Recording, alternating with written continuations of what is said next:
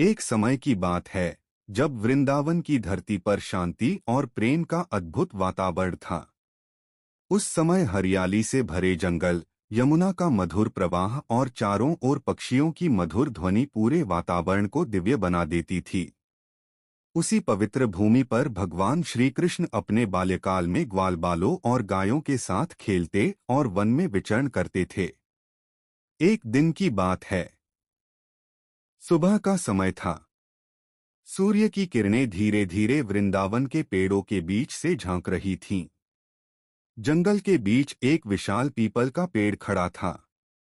उसके नीचे भगवान श्री कृष्ण शांत भाव से बैठे हुए थे। उनके चेहरे पर गहरी शांति थी।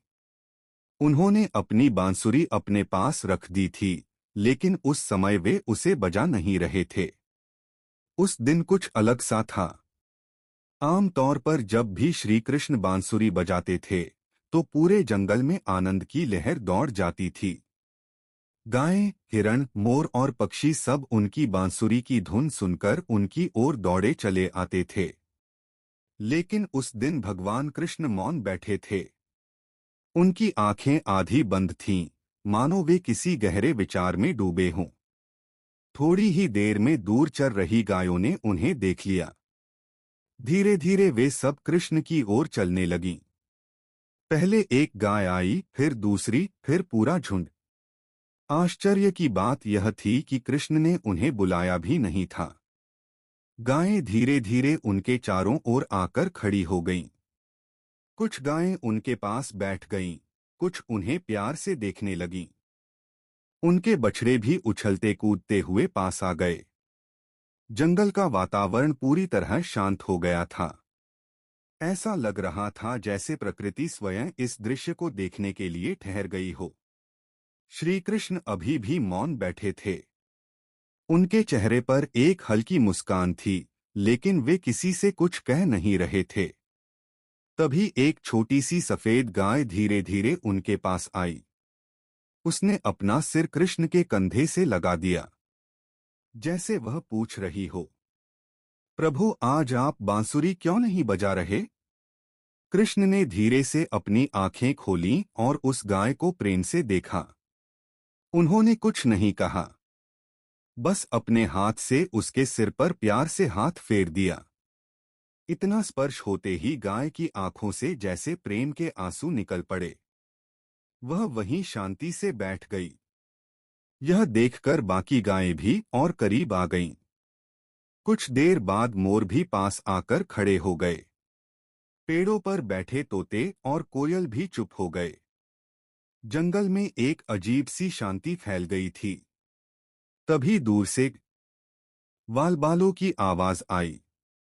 सुदामा, माधव, श्रीदामा और बाकी मित्र कृष्ण को ढूंढते हुए जंगल में आ रहे थे। सुदामा ने सबसे पहले कृष्ण को देखा और बोला, अरे देखो, कृष्ण यहाँ बैठे हैं। सब दौड़कर उनके पास आए। लेकिन जैसे ही उन्होंने देखा कि कृष्ण शांत बैठे हैं और चारों ओर गायें खड़ी हैं, वे भी रुक गए। सुदामा ने धीरे से पूछा, कृष्ण, आज तुम बांसुरी क्यों नहीं बजा रहे? कृष्ण मुस्कुराए, लेकिन बोले नहीं।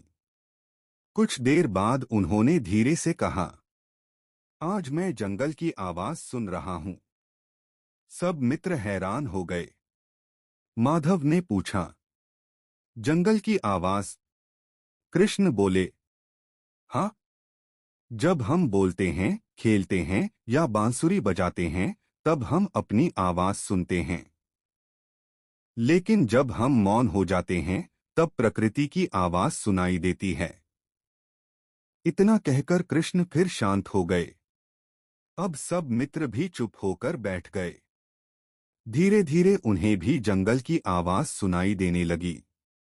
पत्तों की सरसराहट, पक्षियों की हल्की चहचहाहट, हवा का मधुर स्पर्श। गायें भी शांत बैठी थीं। ऐसा लग रहा था जैसे पूरा जंगल कृष्ण के साथ ध्यान में बैठ गया हो। तभी अचानक एक छोटा बछड़ा खेलते खेलते कृष्ण की गोद में आ गया। कृष्ण हंस पड़े और उनकी हंसी सुनते ही पूरा वातावरण फिर से जीवंत हो उठा। मोर नाचने लगे, पक्षी फिर से गाने लगे और ग्वालबाल भी हंसने लगे। कृष्ण ने धीरे से अपनी बांसुरी उठाई और जैसे ही उन्होंने बांसुरी बजाई, उसकी मधुर धुन पूरे जंगल में फैल गई। वह धुन इतनी प्यारी थी कि दूर दूर तक चर रही गायें भी दौड़कर आने लगीं। जंगल में एक अद्भुत दृश्य बन गया। सब प्राणी उस धुन में खो गए। ग्वालबाल नाचने लगे, मोर पंख फैलाकर घूमने लगे और गायें प्रेम से कृष्ण के पास खड़ी हो गईं। कृष्ण की बांसुरी की धुन में ऐसा जादू था कि हर जीव का मन शांत और आनंद से भर जाता था। कुछ देर बाद कृष्ण ने बांसुरी बजाना बंद कर दिया। उन्होंने अपने मित्रों की ओर देखा और मुस्कुराकर कहा, चलो अब गायों को यमुना किनारे ले चलते हैं। सब ग्वालबाल खुशी से उठ खड़े हुए। गायें भी जैसे समझ गईं और धीरे धीरे चलने लगीं। कृष्ण सबसे आगे चल रहे थे। उनके पीछे ग्वालबाल और चारों ओर सैकड़ों गायें। जंगल का रास्ता जैसे स्वयं उनके लिए खुलता जा रहा था। पेड़ों की शाखाएं झुककर उनका स्वागत कर रही थीं। पक्षी उनके ऊपर उड़ते हुए मधुर स्वर में गा रहे थे। और इस तरह कृष्ण अपने मित्रों और गायों के साथ यमुना की ओर बढ़ने लगे। लेकिन उन्हें यह पता नहीं था कि आगे जंगल में एक ऐसी घटना होने वाली है जो पूरे वृंदावन को आश्चर्य में डाल देगी। क्योंकि उसी जंगल के अंदर एक रहस्यमयी साधु कई दिनों से तपस्या कर रहा था और वह साधु केवल एक ही चीज का इंतजार कर रहा था, भगवान श्री कृष्ण के दर्शन का। कृष्ण अपने ग्वालबाल मित्रों और गायों के साथ धीरे धीरे जंगल के रास्ते से यमुना की ओर बढ़ रहे थे। रास्ते में पेड़ों की लंबी कतारें थीं, जिनकी छाया धरती पर ठंडी चादर की तरह फैल रही थी। हवा हल्की हल्की बह रही थी और पत्तों की सरसराहट मानो किसी मधुर संगीत की तरह सुनाई दे रही थी। कृष्ण सबसे आगे चल रहे थे। उनके हाथ में बांसुरी थी, लेकिन वे उसे बजा नहीं रहे थे। कभी कभी वे पीछे मुड़कर अपने मित्रों को देखते और हल्की मुस्कान दे देते। ग्वालबाल हंसते खेलते हुए चल रहे थे। कोई दौड़ रहा था, कोई गायों के बछड़ों के साथ खेल रहा था। लेकिन तभी अचानक कुछ ऐसा हुआ जिससे सबका ध्यान एक जगह ठहर गया। जंगल के बीच एक छोटा सा खुला स्थान था। वहां एक बहुत ही वृद्ध साधु ध्यान में बैठे हुए थे। उनकी लंबी दाढ़ी थी, आंखें बंद थीं और उनका शरीर बिल्कुल स्थिर था। ऐसा लग रहा था कि वे कई दिनों से वहीं बैठे हैं। जब कृष्ण वहां पहुंचे तो उन्होंने उस साधु को देखा और रुक गए। ग्वालबाल भी रुक गए। गायें भी धीरे धीरे शांत होकर वहीं खड़ी हो गईं। जंगल में फिर वही गहरी शांति फैल गई। कुछ क्षण बाद उस साधु ने धीरे धीरे अपनी आंखें खोलीं। जैसे ही उनकी नजर कृष्ण पर पड़ी, उनके चेहरे पर आश्चर्य और आनंद का भाव आ गया। उनकी आंखों से आंसू निकलने लगे। वे धीरे धीरे उठे और कांपते हुए कदमों से कृष्ण के पास आए। फिर अचानक वे कृष्ण के चरणों में गिर पड़े। ग्वालबाल यह दृश्य देखकर हैरान रह गए। सुदामा ने धीरे से पूछा, बाबा आप ऐसा क्यों कर रहे हैं? साधु ने हाथ जोड़कर कहा, बेटा मैं कई वर्षों से तपस्या कर रहा हूं। मैं केवल एक ही इच्छा रखता था, भगवान के दर्शन की। आज मेरी तपस्या सफल हो गई। ग्वालबाल एक दूसरे को देखने लगे। उन्हें समझ नहीं आ रहा था कि यह साधु कृष्ण को भगवान क्यों कह रहा है। कृष्ण शांत खड़े थे। उन्होंने साधु को उठाया और प्रेम से कहा, बाबा आप ऐसा क्यों कह रहे हैं? मैं तो बस एक साधारण ग्वाला हूं। साधु मुस्कुराए। उन्होंने कहा, प्रभु आप चाहे कुछ भी कहें, लेकिन मैं आपको पहचान चुका हूं। यह पूरा जंगल, यह गायें, यह हवा, सब आपकी महिमा गा रहे हैं। इतना कहकर साधु फिर शांत हो गए। ग्वालबालों को अब भी कुछ समझ नहीं आ रहा था। माधव ने धीरे से कृष्ण से पूछा, कृष्ण, क्या सच में बाबा ठीक कह रहे हैं? कृष्ण मुस्कुराए। उन्होंने कहा, हर व्यक्ति अपने हृदय की आंखों से देखता है। बाबा को जो सत्य दिखाई दे रहा है वही उनके लिए सत्य है। फिर कृष्ण ने साधु से पूछा, बाबा, आप यहाँ जंगल में अकेले क्यों रहते हैं? साधु बोले, मैं संसार की सारी इच्छाओं को छोड़कर यहाँ आया हूँ। मैं केवल भगवान के ध्यान में रहता हूँ। लेकिन आज मुझे जो शांति मिली है वह पहले कभी नहीं मिली। तभी अचानक पास के पेड़ से एक मोर उड़कर नीचे आ गया। वह कृष्ण के सामने नाचने लगा। ग्वाल बाल खुश होकर तालियां बजाने लगे। कृष्ण ने हंसते हुए अपनी बांसुरी उठाई और धीरे धीरे उसे बजाने लगे। जैसे ही बांसुरी की धुन जंगल में गूंजी, चारों ओर का वातावरण बदल गया। पक्षी उड़कर पास आने लगे। हिरण भी दूर से भागते हुए आए। गायें प्रेम से कृष्ण के चारों ओर खड़ी हो गईं। साधु यह दृश्य देखकर मंत्रमुग्ध हो गए। उनकी आंखों से आंसू बहने लगे। उन्होंने कहा, प्रभु, यह कोई साधारण बांसुरी नहीं है। इसमें तो पूरे ब्रह्मांड का संगीत है। कृष्ण बस मुस्कुराते रहे। थोड़ी देर बाद उन्होंने बांसुरी बजाना बंद किया। फिर उन्होंने अपने मित्रों की ओर देखा और कहा, चलो अब यमुना किनारे चलते हैं। गायों को भी पानी पिलाना है। सब फिर से चलने लगे। साधु भी उनके साथ चलने लगे। जंगल का रास्ता अब और भी सुंदर लग रहा था। कुछ देर बाद सब यमुना किनारे पहुंच गए।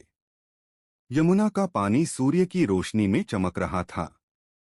गायें धीरे धीरे पानी पीने लगीं। ग्वाल बाल पानी में कूदकर खेलने लगे। कृष्ण यमुना किनारे बैठ गए। साधु भी उनके पास बैठ गए। वे कृष्ण को देखते ही जा रहे थे। तभी अचानक यमुना के पानी में हलचल होने लगी। पानी गोल गोल घूमने लगा। ग्वाल बाल डर गए। उन्होंने चिल्लाकर कहा, कृष्ण, पानी में कुछ हो रहा है। कृष्ण शांत बैठे रहे। उन्होंने धीरे से यमुना की ओर देखा। ऐसा लग रहा था कि पानी के अंदर कोई रहस्यमय शक्ति जाग रही है। साधु ने कांपती आवाज में कहा, प्रभु, यह कोई साधारण घटना नहीं है। पानी की लहरें अचानक ऊंची होने लगीं। ग्वाल बाल डरकर पीछे हटने लगे। गायें भी बेचैन हो गईं। लेकिन कृष्ण अभी भी शांत थे। उन्होंने धीरे धीरे खड़े होकर यमुना की ओर कदम बढ़ाया। उनकी आंखों में बिल्कुल भी डर नहीं था। ऐसा लग रहा था जैसे उन्हें पहले से पता हो कि आगे क्या होने वाला है। जैसे ही कृष्ण पानी के पास पहुंचे, यमुना की लहरें और तेज हो गईं। पानी के बीच से एक विशाल काला साया ऊपर उठने लगा। ग्वाल बाल घबरा गए। साधु ने आंखें बंद कर लीं। और तभी सबने देखा, पानी के अंदर से एक भयानक नाग ऊपर उठ रहा था। उसके कई फन थे। उसकी आंखें आग की तरह चमक रही थीं। पूरा यमुना किनारा डर से कांप उठा। लेकिन कृष्ण, वे बस मुस्कुरा रहे थे। और फिर उन्होंने एक कदम आगे बढ़ाया। जैसे ही यमुना के पानी से वह विशाल काला नाग ऊपर उठा, पूरा वातावरण भय से भर गया। उसकी कई फन थीं और हर फन से जहर की भाप निकल रही थी। पानी काला पड़ गया था और लहरें जोर जोर से उठ रही थीं। ग्वाल बाल डरकर पीछे हट गए। सुदामा घबराकर बोला, कृष्ण, यह बहुत खतरनाक नाग है, यहाँ से चलो। लेकिन कृष्ण बिल्कुल शांत खड़े थे। उनके चेहरे पर वही हल्की मुस्कान थी। उन्होंने धीरे से अपने मित्रों की ओर देखा और कहा, डरो मत, जब तक मैं हूं तुम्हें कुछ नहीं होगा। ग्वाल बाल फिर भी कांप रहे थे। साधु भी यह दृश्य देखकर आश्चर्य में थे। उधर नाग और क्रोधित हो गया। उसने जोर से फुफकार मारी और अपना विशाल शरीर पानी के ऊपर उठा लिया। उसकी आंखें लाल हो रही थीं। वह कृष्ण को घूर रहा था, मानो कह रहा हो, यह नदी मेरी है, यहां कोई नहीं आ सकता। लेकिन कृष्ण धीरे धीरे यमुना के और पास चले गए। जंगल के सारे जीव यह दृश्य देख रहे थे। पक्षी पेड़ों पर चुप हो गए थे। गायें भी बेचैन होकर खड़ी थीं। कृष्ण ने अचानक एक लंबी छलांग लगाई और सीधे यमुना के पानी में उतर गए। यह देखकर ग्वालबाल चिल्ला उठे, कृष्ण! पानी के अंदर भयंकर हलचल होने लगी। नाग ने कृष्ण को पकड़ने की कोशिश की। उसका विशाल शरीर पानी में गोल गोल घूम रहा था। लहरें इतनी तेज उठ रही थीं कि किनारे तक पानी आ गया। लेकिन तभी अचानक कुछ ऐसा हुआ जिसे देखकर सबकी सांस रुक गई। कृष्ण उस नाग के फनों के ऊपर चढ़ गए और फिर वे उसके सिर पर खड़े हो गए। नाग ने उन्हें गिराने की कोशिश की, लेकिन कृष्ण बहुत हल्के और तेज थे। वे एक फन से दूसरे फन पर कूदने लगे। फिर अचानक कृष्ण ने नृत्य करना शुरू कर दिया। हाँ, वे उस भयानक नाग के सिर पर नृत्य कर रहे थे। उनके कदमों की ताल इतनी सुंदर थी कि ऐसा लग रहा था जैसे कोई दिव्य नृत्य हो रहा हो। हर बार जब कृष्ण का पैर नाग के फन पर पड़ता, उसकी शक्ति कमजोर होती जाती। नाग धीरे धीरे थकने लगा। उसकी फुफकार धीमी हो गई। उसकी आंखों की आग बुझने लगी। ग्वालबाल यह दृश्य देखकर हैरान रह गए। साधु की आंखों से आंसू बह रहे थे। उन्होंने कहा, यह कोई साधारण बालक नहीं है। यह स्वयं भगवान की लीला है। कुछ ही देर में नाग पूरी तरह थक गया। उसका शरीर शांत हो गया। तभी यमुना के पानी से कुछ और नागिनें ऊपर आईं। वे सब कृष्ण के सामने हाथ जोड़कर खड़ी हो गईं। उन्होंने विनती की, प्रभु इस स्वामी को क्षमा कर दीजिए। उन्हें नहीं पता था कि आप कौन हैं।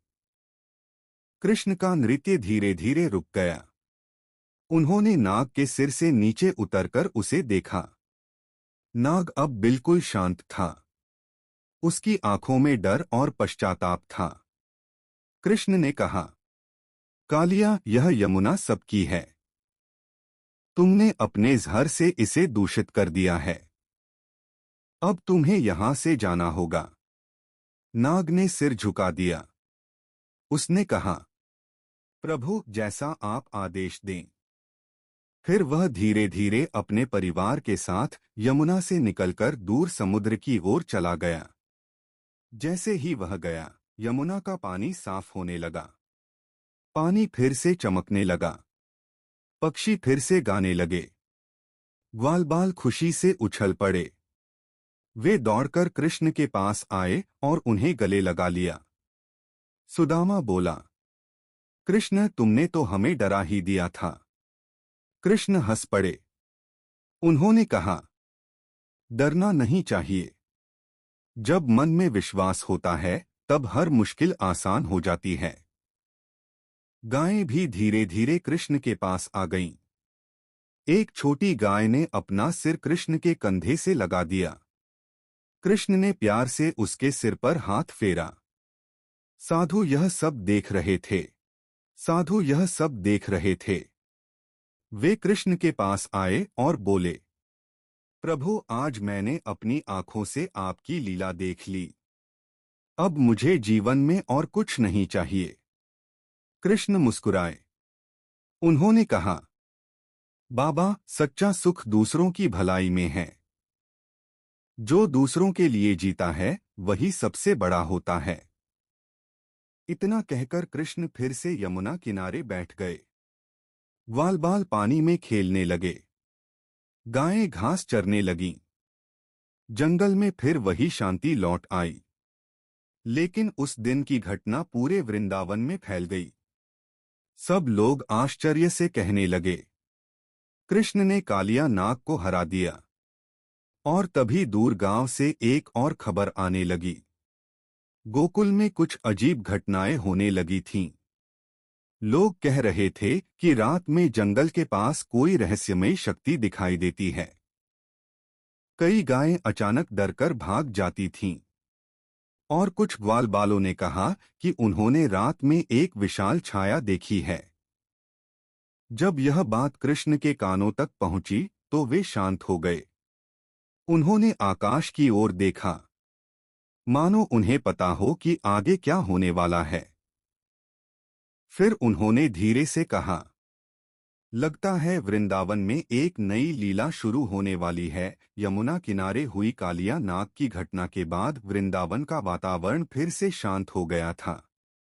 गायें पहले की तरह हरे भरे मैदानों में चरने लगीं, ग्वालबाल फिर से खेलकूद में लग गए और जंगल में पक्षियों की मधुर आवाजें गूंजने लगीं। लेकिन उस घटना के बाद पूरे वृंदावन में एक बात हर जगह सुनाई देने लगी थी। सब लोग कह रहे थे, कृष्ण कोई साधारण बालक नहीं है। गांव की बूढ़ी दादियां, ग्वालबाल, चरवाहे, सबके मन में अब कृष्ण के प्रति और भी अधिक प्रेम और सम्मान बढ़ गया था। एक शाम की बात है। सूरज धीरे धीरे ढल रहा था। आसमान लाल और सुनहरे रंग से भर गया था। कृष्ण अपनी गायों को लेकर जंगल से वापस लौट रहे थे। ग्वालबाल उनके साथ हंसते हुए चल रहे थे। तभी अचानक सुदामा ने आसमान की ओर देखा और बोला, कृष्ण देखो, बादल कितने अजीब लग रहे हैं। सच में उस दिन आसमान के बादल कुछ अलग ही दिखाई दे रहे थे। वे बहुत घने और काले थे। हवा भी धीरे धीरे तेज होने लगी थी। कृष्ण ने एक पल के लिए आसमान की ओर देखा। उनकी आंखों में एक गहरी शांति थी। उन्होंने कुछ नहीं कहा, लेकिन ऐसा लग रहा था जैसे उन्हें पता हो कि आगे क्या होने वाला है। अगले दिन सुबह जब सब लोग अपने अपने काम में लगे हुए थे, तभी अचानक आकाश में तेज गर्जना होने लगी। बादल बहुत तेजी से घिर आए। बिजली चमकने लगी। कुछ ही देर में तेज बारिश शुरू हो गई। पहले तो लोगों ने सोचा कि यह सामान्य बारिश है, लेकिन धीरे धीरे बारिश इतनी तेज हो गई कि सब घबरा गए।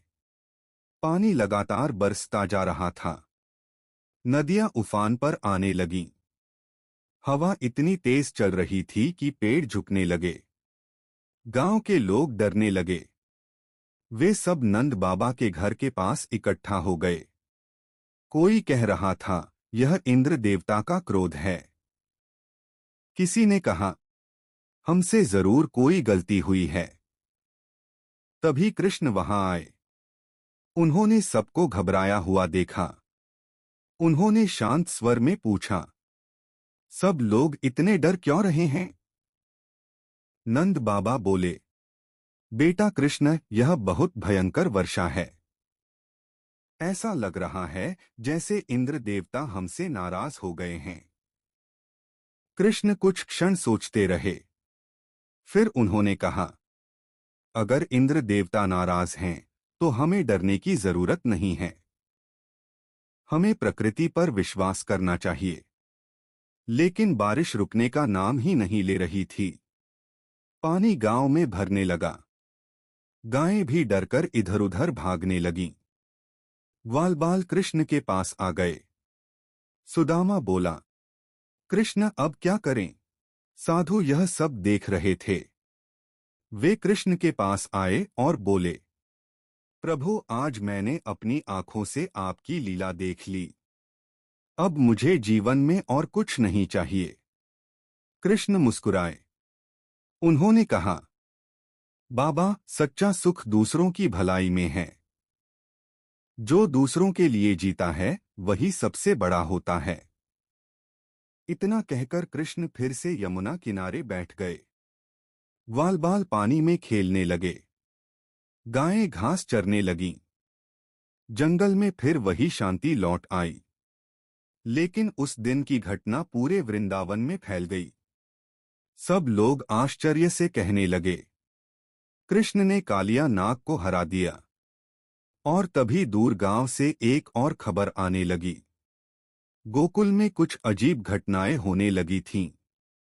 लोग कह रहे थे कि रात में जंगल के पास कोई रहस्यमयी शक्ति दिखाई देती है। कई गायें अचानक डरकर भाग जाती थीं। और कुछ ग्वालबालों ने कहा कि उन्होंने रात में एक विशाल छाया देखी है। जब यह बात कृष्ण के कानों तक पहुंची तो वे शांत हो गए। उन्होंने आकाश की ओर देखा, मानो उन्हें पता हो कि आगे क्या होने वाला है। फिर उन्होंने धीरे से कहा, लगता है वृंदावन में एक नई लीला शुरू होने वाली है। यमुना किनारे हुई कालिया नाग की घटना के बाद वृंदावन का वातावरण फिर से शांत हो गया था। गायें पहले की तरह हरे भरे मैदानों में चरने लगीं, ग्वालबाल फिर से खेलकूद में लग गए और जंगल में पक्षियों की मधुर आवाजें गूंजने लगीं। लेकिन उस घटना के बाद पूरे वृंदावन में एक बात हर जगह सुनाई देने लगी थी। सब लोग कह रहे थे, कृष्ण कोई साधारण बालक नहीं है। गांव की बूढ़ी दादियां, ग्वालबाल, चरवाहे, सबके मन में अब कृष्ण के प्रति और भी अधिक प्रेम और सम्मान बढ़ गया था।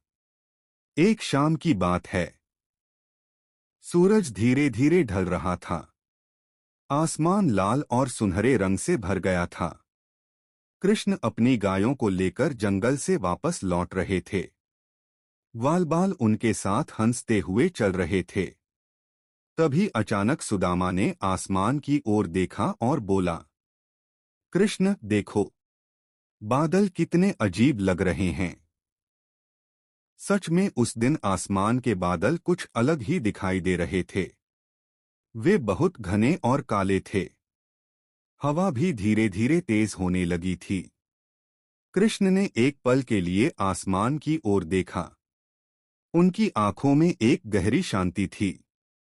उन्होंने कुछ नहीं कहा, लेकिन ऐसा लग रहा था जैसे उन्हें पता हो कि आगे क्या होने वाला है। अगले दिन सुबह जब सब लोग अपने अपने काम में लगे हुए थे, तभी अचानक आकाश में तेज गर्जना होने लगी। बादल बहुत तेजी से घिर आए। बिजली चमकने लगी। कुछ ही देर में तेज बारिश शुरू हो गई।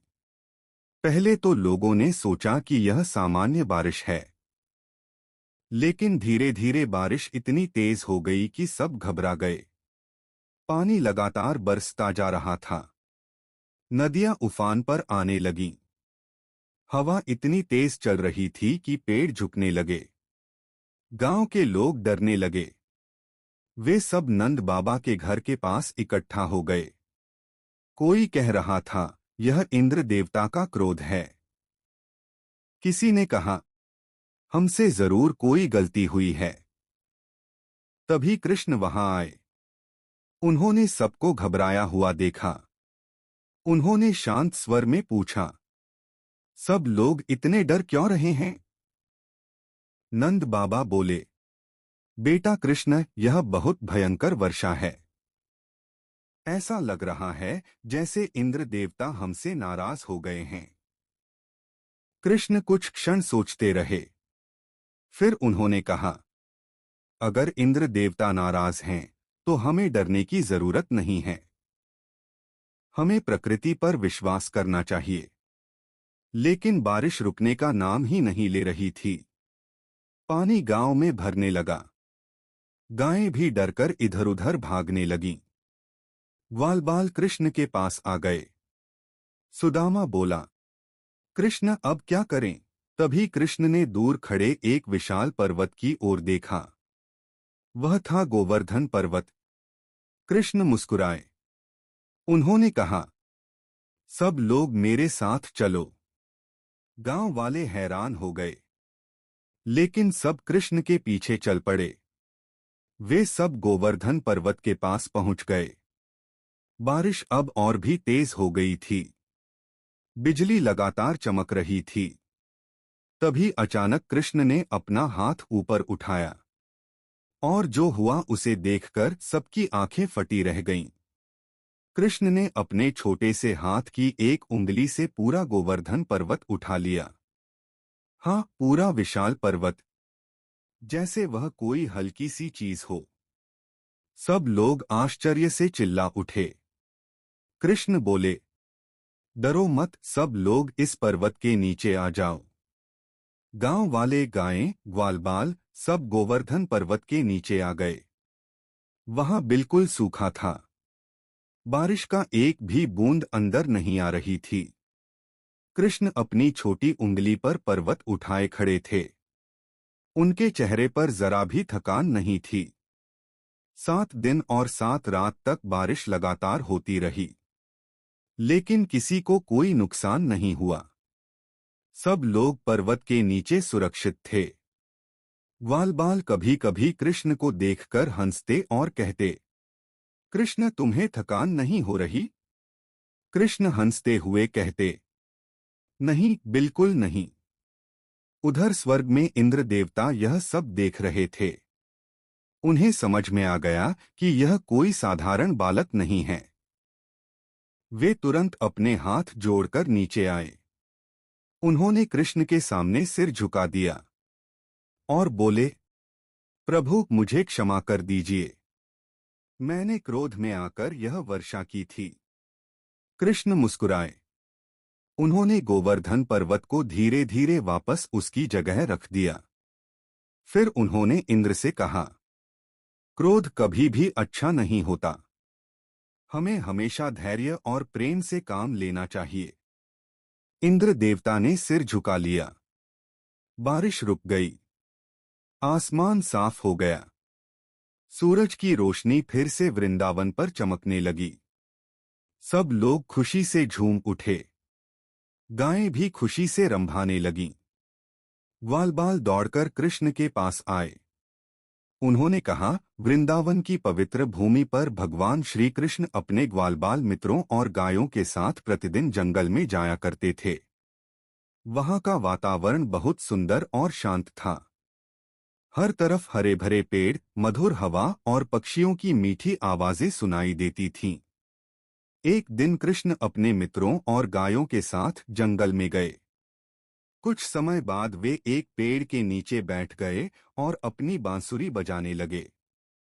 जैसे ही उनकी बांसुरी की मधुर धुन जंगल में गूंजी, चारों ओर का वातावरण आनंद से भर गया। गायें उनके पास आकर खड़ी हो गईं, मोर नाचने लगे और पक्षी भी उस धुन में खो गए। इसी बीच कृष्ण अपने मित्रों के साथ यमुना नदी के किनारे पहुंचे। वहां अचानक यमुना का पानी बहुत तेज लहरों के साथ हिलने लगा। ग्वालबाल डर गए क्योंकि यमुना में कालिया नाम का एक भयानक नाग रहता था। वह नाग अपने विष से पूरे पानी को दूषित कर चुका था। लेकिन कृष्ण बिल्कुल शांत थे। उन्होंने बिना डरे यमुना में छलांग लगा दी और कालिया नाग का सामना किया। नाग बहुत क्रोधित हो गया और उसने कृष्ण को अपने विशाल शरीर से घेरने की कोशिश की। लेकिन कृष्ण बहुत तेज और शक्तिशाली थे। वे अचानक उसके फनों पर चढ़ गए और उसके सिर पर नृत्य करने लगे। यह दृश्य देखकर ग्वालबाल और जंगल के सभी जीव आश्चर्य में पड़ गए। कृष्ण के दिव्य नृत्य से कालिया नाग की शक्ति धीरे धीरे खत्म होने लगी। आखिरकार वह थककर शांत हो गया। तभी नाग की पत्नियां कृष्ण के सामने हाथ जोड़कर खड़ी हो गईं और उन्होंने विनती की कि उनके स्वामी को क्षमा कर दिया जाए। भगवान कृष्ण दयालु थे। उन्होंने कालिया नाग को क्षमा कर दिया